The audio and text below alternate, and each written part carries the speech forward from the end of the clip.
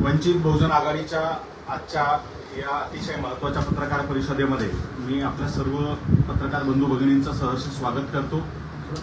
आजच्या या पत्रकार परिषदेला आमच्या पक्षाच्या ज्येष्ठ नेत्या आदरणीय अंजलीताई आंबेडकर उपस्थित आहेत। त्यासोबतच माझ्या सहकारी प्रवक्त्या उत्कर्षाताई रुपोते या ठिकाणी आहेत। युवक आघाडीचे अध्यक्ष सागर गवई आहेत आणि मुंबई कमिटीचे सल्लागार आणि प्रवक्ते अंबरसिंग चौहान हे या ठिकाणी या पत्रकार परिषदेला उपस्थित आहेत। आजच्या पत्रकार परिषदेचा हेतू हा मुंबईकरांसाठी असलेला वंचित बहुजन आघाडीचा जाहीरनामा रिलीज करणं, जाहीर करणं हा आहे। मी अंजलीताईंना आणि सर्वांना विनंती करेल की हा जाहीरनामा आपण या ठिकाणी प्रसिद्ध करावा, प्रकाशित करावा।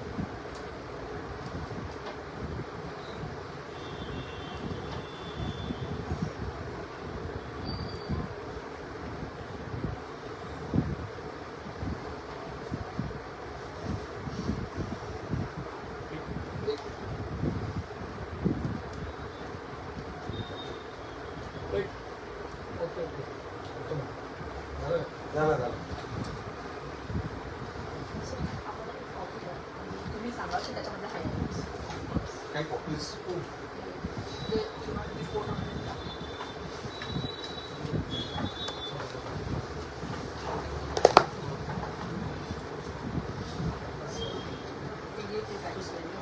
PDF पण तुम्हाला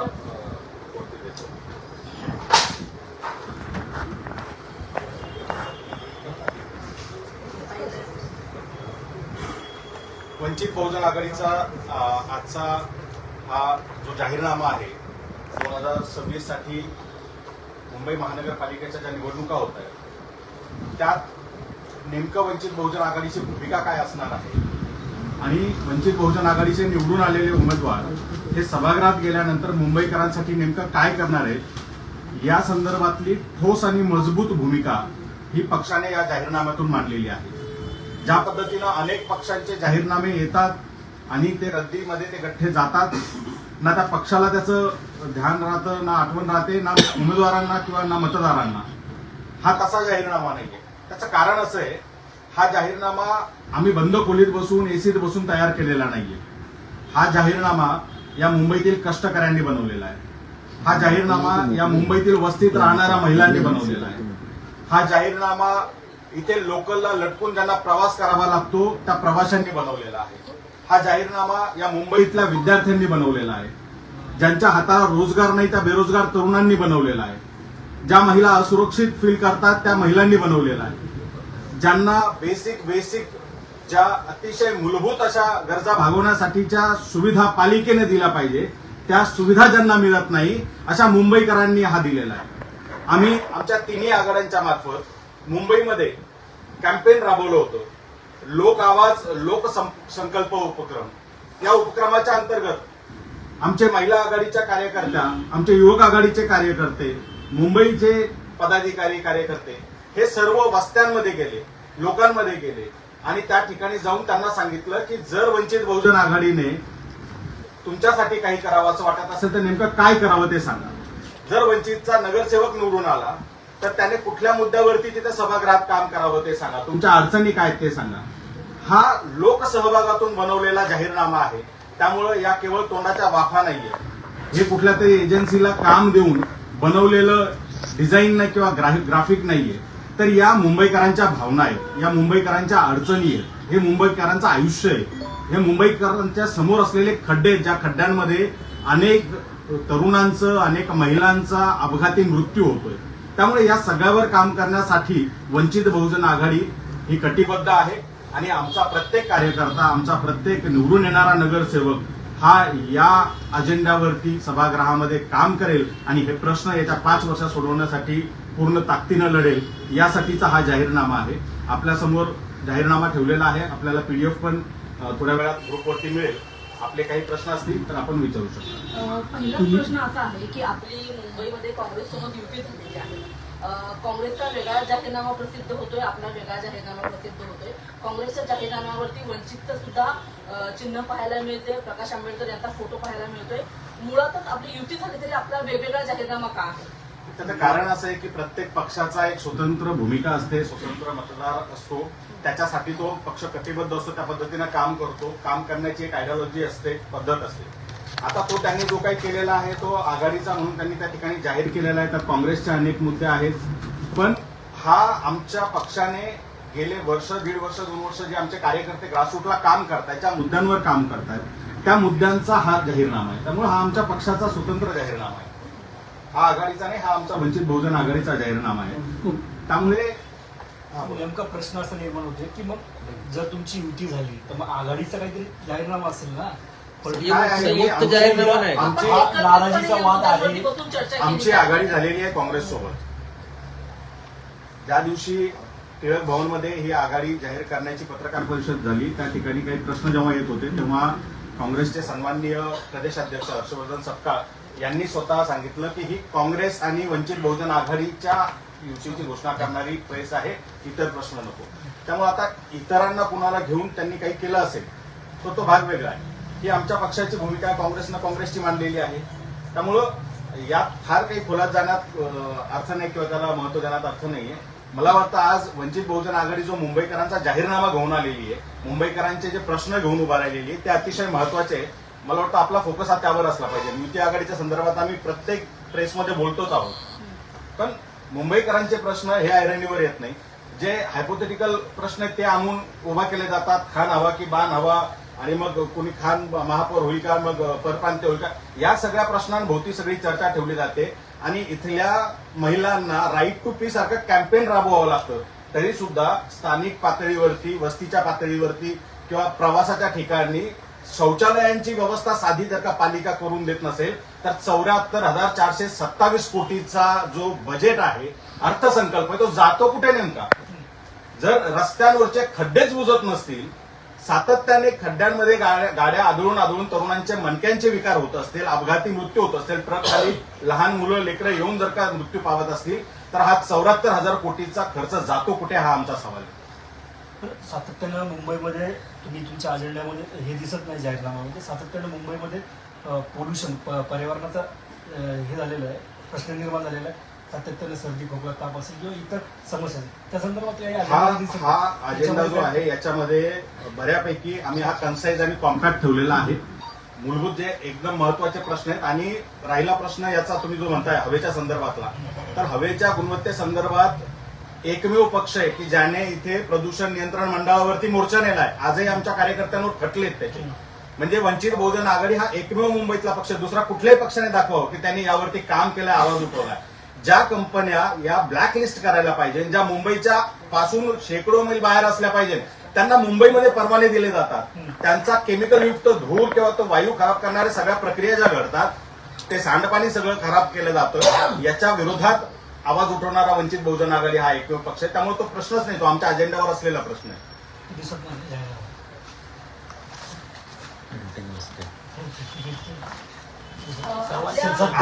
मी आणखी एक महत्वाची गोष्ट वाटतं की जाहीरनाम्यात एखादा मुद्दा मोठा जाहीरनामा संक्षिप्त करताना राहू शकतो.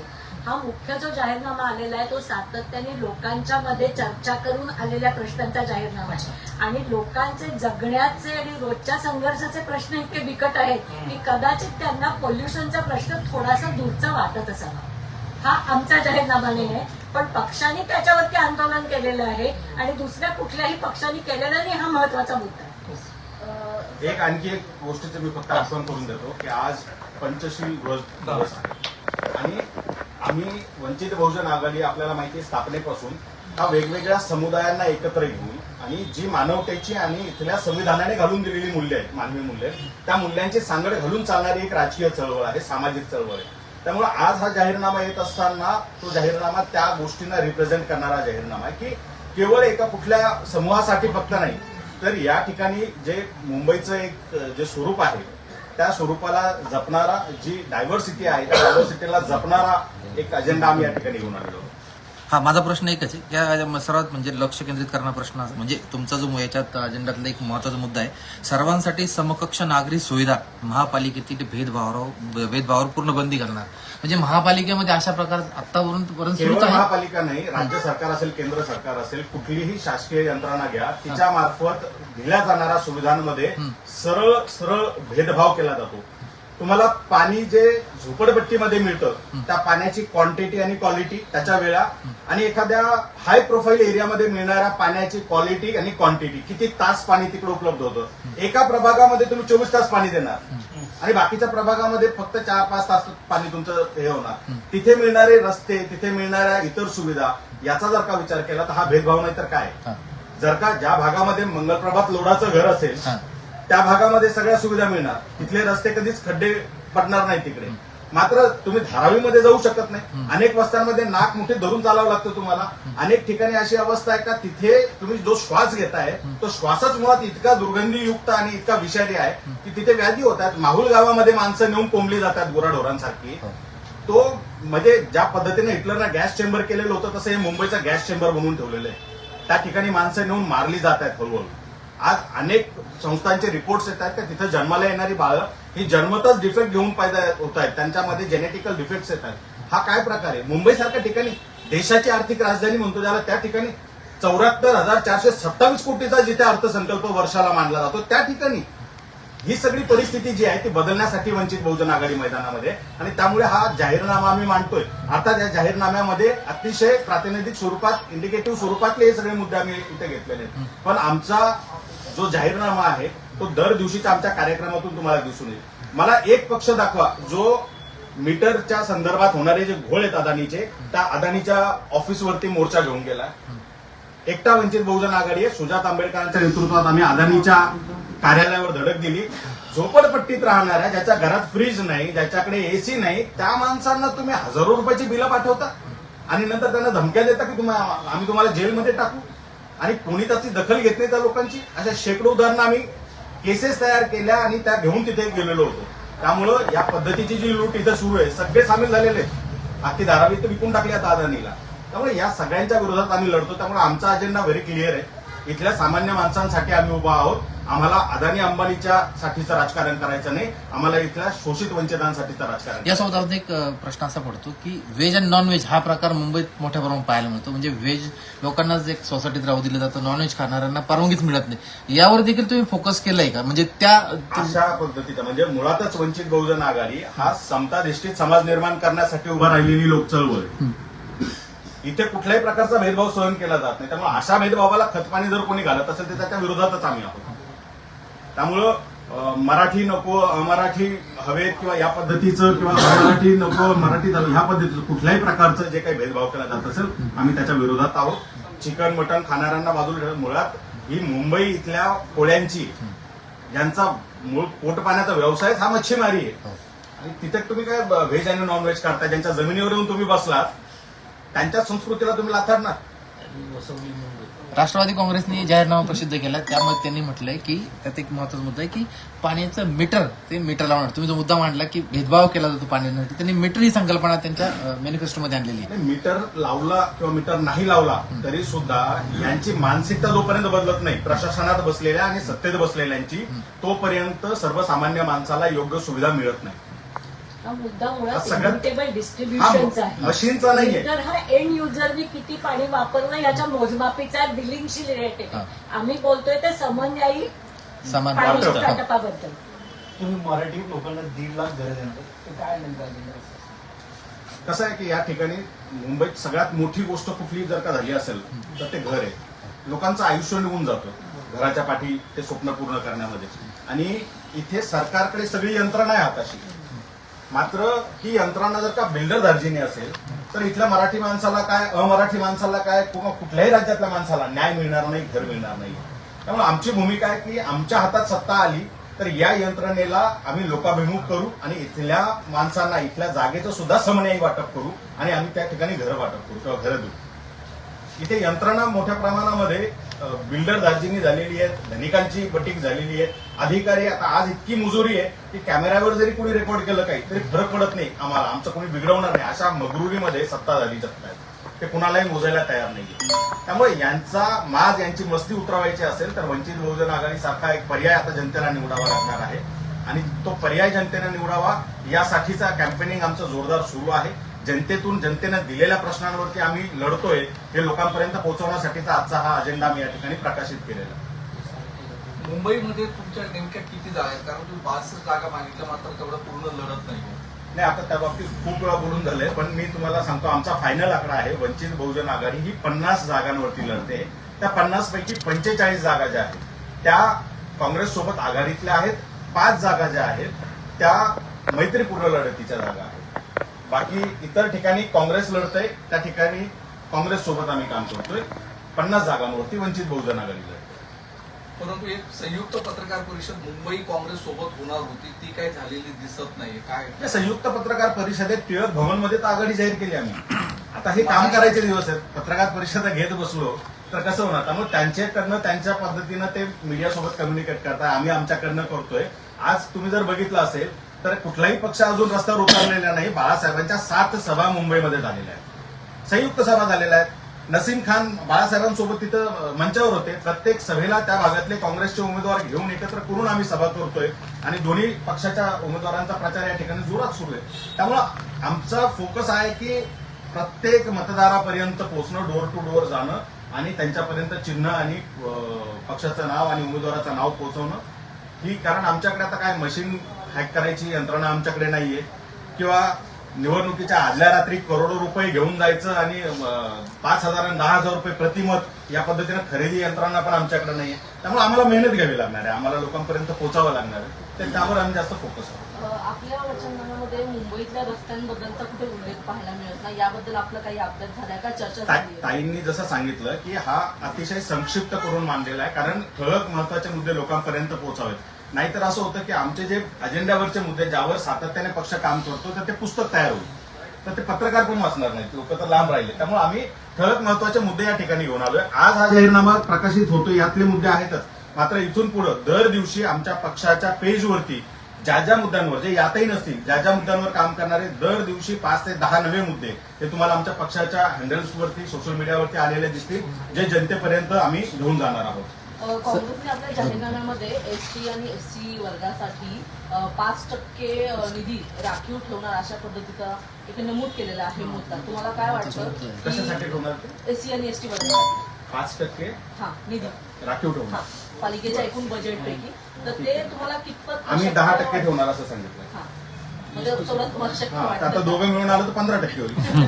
बरं, तुमच्या अजेंडामध्ये एक महत्वाचं गैर अधिकृत कामकाजासाठी लोकांसाठी सन्मानजनक उपजीविका आपण त्यांना प्रोफेशनल्स म्हणतो, जसं आता आपण पत्रकार मंडळी हा. आहोत. तर आपल्याला एक समाजामध्ये प्रतिष्ठा आहे, हा. सीए, डॉक्टर, हा. वकील असं. मात्र एखादा हातगाडी चालवणार आहे, पंक्चर काढणार आहे, त्याला समाजात प्रतिष्ठाही नाही, यंत्रणा त्याची दखलही घेत नाही आणि तो माणूस म्हणून त्याला वागणूकही दिली जात नाही. त्याला सन्मानजनक पद्धतीने वागवल्या जावं यासाठीची जी गोष्ट सरकार म्हणून किंवा लोकल सेल्फ गव्हर्नमेंट म्हणून करणं अपेक्षित आहे, त्या सगळ्या गोष्टी आम्ही करणार आहोत. आता विस्तृत तिथं मांडणं शक्य नाही म्हणून आम्ही संक्षिप्त स्वरूपात तितकं सांगितलंय या पद्धतीनं. मात्र अनेक योजना आमच्याकडे त्या पद्धतीच्या आहेत. अनेक कार्यकर्ते जे म्हणजे त्या क्षेत्रात काम असंघटित करणार कामगार, आहेत. थोडक्यात असंघटित जे कामगार आहे त्यांना तुम्ही सामावून घेणार वेगळ्या पद्धतीने आणि घरकाम करणाऱ्या महिला त्या ठीक. तुम्ही समाविष्ट. आता यात एसआरएचा एक सगळ्यात मुंबईमध्ये आता नवीन सगळ्याच मोठ्या मेट्रो सिटीज मध्ये जो प्रश्न निर्माण झालेला आहे ते अत्यंत मोठा तरुण वर्ग, बेरोजगार तरुण वर्ग हा गिग वर्कर म्हणून काम करतो. आणि आता ऑलरेडी अर्बन कंपनीच्या बाबतीत पुण्यातल्या स्त्रियांनी त्यांच्या विरुद्ध आंदोलन केलं होतं. त्या सगळ्या पार्श्वभूमीवरती गिग वर्कर्सचा सुद्धा एक प्रश्न घेणार आहे. पण जसं सिद्धार्थ मोकळे म्हणाले तसं प्रत्येक मुद्दा केला तर ही 70-80 पानी पुस्तिका झाली असती, त्यामुळे त्याला जागेच्या मर्यादा होत्या. एसआरएचा मुद्दा फार महत्वाचा आहे. या ठिकाणी जवळपास प्रत्येक पक्ष हा एसआरए असलेल्या बिल्डरांसोबत संधान बांधून आहे. त्यामुळं वस्तीतल्या लोकांचं ज्यांचे घरं बिल्डरने लाटले आणि त्यांना तिकडे येऊन कुरड्यासारख्या कोंबलेलं आहे त्यांच्या बाबतीत कुणीही ऐकायला तयार नाहीये. वंचित बहुजन आघाडीचा प्रचंड मोठा मोर्चा SRA गेला आणि त्यानंतर काही ठिकाणच्या प्रकल्पांना गती आलेली नाही तर 15-20 वर्ष प्रकल्प तसेच रखडलेले. त्यामुळे त्या मुद्द्यावर सुद्धा आम्ही प्रामुख्याने या ठिकाणी काम करत आहोत. वंचित बहुजन आघाडीने घेतलेल्या भूमिकेमुळे प्रशासनाला हलावं लागलं आणि आयदर तुम्ही हातात घ्या नाहीतर मग त्याला ब्लॅकलिस्ट करा आणि लोकांची पटकन घरं कंप्लीट करून द्या. ही भूमिका आम्ही त्या ठिकाणी मांडली होती. त्यामुळे काही प्रकल्पांना गती आलेली. आमचं म्हणणं आहे जे बिल्डर लवकर करत नसतील ते सिडको किंवा म्हाडाच्या माध्यमातून SRAच्या माध्यमातून स्वतः यांनी ताब्यात घेऊन प्रकल्प पूर्ण करावेत आणि लोकांना घरं या ठिकाणी द्यावी. शाळेसंदर्भात तुम्ही सांगितलेलं आहे, पण नेमकं पॅटर्न कसं असणार? मुंबईमधल्या काही शाळा आहेत जवळपास 10 वर्षापासून काही शाळा बंद झालेल्या आहेत, तुमच्या अजेंड्यामध्ये पण नाही. तर ते आता तुमचं पॅटर्न कसं असणार? आता आदित्य ठाकरेनं पब्लिक स्कूल केलं होतं BMCचं नवीन रूपांतर नाही केलं. होतं ना, काय होतं माहितीये का आपल्याकडे ना नावं बदलायचं एक हे पॅटर्न आहे ना. म्हणजे आता ते तिकडे जसं योगी आदित्यनाथ वेगवेगळ्या याची नावं बदलतात तसं इकडे फक्त त्याला पब्लिक स्कूल म्हणा किंवा प्रायव्हेट स्कूल म्हणा. माझं म्हणणे त्याची गुणवत्ता सुधारली का? त्या शिक्षणाची गुणवत्ता सुधारली आहे का? ठाकरेंच्या कुटुंबातली मुलं पुढच्या पिढ्या या BMCत शिकतायत का? जर नसेल शिकत याचा अर्थ तुम्हाला विश्वास नाही त्या शिक्षणावरती. तुम्ही ज्या पद्धतीनं मार्केटिंग करताय त्याचं आम्ही कौतुक करतो. तुम्हाला मार्केटिंगचं स्किल खूप चांगलं जमलंय, पण त्याने जनतेच्या आयुष्यात काही फरक पडतोय का? शिक्षणात बदल होतोय का? त्यामुळे शिक्षणाची गुणवत्ता आणि शिक्षणाची उपलब्धता या दोन्ही गोष्टी महत्वाच्या आहेत. तर बंद पडलेल्या ज्या शाळा आहेत त्या पुन्हा सुरू केल्या जातील आणि दर्जेदार गुणवत्तापूर्ण शिक्षण हे या ठिकाणी दिलं जाईल ही आमची भूमिका आहे. आणि पहिलीपासून तिथे मराठी आणि इंग्रजी दोन्ही भाषा शिकवल्या जातात, हे त्यातलं वैशिष्ट्य आहे.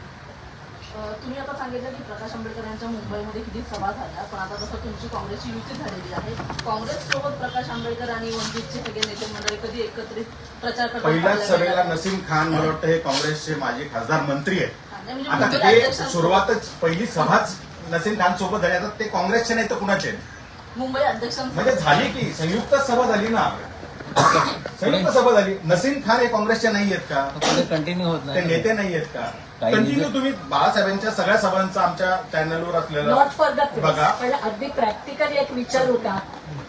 एकूण महाराष्ट्रातल्या सगळ्या महानगरपालिकांचं निवडणूक चालू आहे आणि प्रकाश आंबेडकरांना काय किंवा काँग्रेसच्या प्रदेशाध्यक्षांना काय संपूर्ण महाराष्ट्रात फिरायचं आहे. त्याची एकत्रित सांगड फक्त मुंबईसाठी घालणं खूप कठीण आहे. मला एक प्रश्न आहे की ज्यावेळेस काँग्रेसचा अजेंडा जाहीरनामा प्रसिद्ध करायचा होता त्यावेळेस की तुमचं बोलणं झालं होतं का की एकत्रितपणे आपण जाहीरनामा प्रसिद्ध करू किंवा आता कसं तुम्ही आहे, जाहीरनामा- मी पहिल्या दिवसापासून म्हणतो काही गोष्टींच्या बाबतीमध्ये की त्या फार त्यांना महत्व देऊन तिकडे आम्हाला हे करायचं नाही. आमचा फोकस आहे 2 पक्ष एकत्र कशासाठी आले तर ती लढाई जिंकायसाठी आलेले आहेत. त्यामुळं अशा काही गोष्टींमध्ये जाऊन ते कसं आता वेगळं आहे कसं फाटलंय कसं वगैरे ह्या सगळ्या गोष्टींमध्ये काही अर्थ नाही. तो मसाला काँग्रेसवाले देणार नाही, आम्ही देत नाही. बऱ्यापैकी गोंधळाचं वातावरण आहे असं चित्र पाहायला मिळतं. कारण की ज्या जागा दिल्या होत्या त्याच्या तुम्ही माघारी दिल्या, पुन्हा काही अशा जागा आल्या जिथे दोन्ही पक्षाचे उमेदवार आहेत. तुम्ही म्हणत आहात की ही मैत्रीपूर्ण लढत आहे, पण याच्यातून गोंधळ असल्याचं चित्र जाताना पाहायला मिळतं. कसं आहे हा गोंधळ फक्त काँग्रेस आणि वंचितच्या संदर्भात झालेला आहे का? म्हणजे महाराष्ट्रात जो अभूतपूर्व गोंधळ चालू आहे त्याच्या अगेन जर आमची टक्केवारी काढली तर 1% खाली होता आमच्यातला गोंधळ. कारण आम्ही कार्यकर्त्यांना न्याय देण्यासाठी काम करतो. आमच्याकडे बहुसंख्यानं कार्यकर्त्यांना आम्ही न्याय देण्याचा आता ज्या ठिकाणी 4-4, 5-5 कार्यकर्त्यांचा क्लेम होता 4 जण नाराज होतील, एकाच कुणाला तरी तिकीट देणं शक्य होतं. त्या पद्धतीने देऊन आम्ही ते सगळं केलंय. जागा वाटपामध्ये मी प्रत्येक प्रेसमध्ये म्हणतो की लास्ट मिनिट पर्यंत काही एक्सरसाइजेस चालतात, मात्र जाहीर करणं गरजेचं होतं. त्यामुळे काही एकमत झालेल्या जागा आम्ही जाहीर करून टाकल्या, आम्ही एकत्र आलो आणि बाकी अंतर्गत बोलणी आमची सुरू होती. आता 2 पक्ष एकत्र येऊन लढतात म्हणल्यावर आम्हाला दर तासाला एकमेकांना कम्युनिकेट करावं लागतं, काय चाललंय, कुठे चाललंय, कसं करायचं. त्यामुळे हे शेवटपर्यंत चालूच राहणार आहे. जोपर्यंत आमचा महापौर बसत नाही तोपर्यंत या चर्चा होतच राहणार आहे. महापौर बसेल अशी तुम्हाला पूर्ण अगदी महापौर बसवासाठीच आम्ही लढायला उतरलेलो. या लढाईमध्ये आम्ही आलोच एकत्रतासाठी आहोत की दोघं पक्ष मिळून एकत्र जर आपण लढलो तर आपल्या आघाडीचा महापौर आपण मुंबईमध्ये बसवू शकतो. यापूर्वीही बसवलेला आहे. आपल्या सगळ्यांचे मनपूर्वक आभार आणि आमच्या अजेंडाला खूप चांगली प्रसिद्धी आपण द्याल, आपल्या सर्व दर्शकांपर्यंत घेऊन जाल ही विनंती, ही अपेक्षा. आणि आजच्या या प्रकाशन सोहळ्यासाठी इतक्या व्यस्त याच्यात अंजलीताईंनी वेळ काढून मुंबईला वेळ द्या त्याबद्दल मी ताईंचे आभार मानतो. धन्यवाद. PDF फाईल आपण पाठवू ना मी सर्वांना. PDF ग्रुपला टाकतो सगळ्यांना. Thank you very much.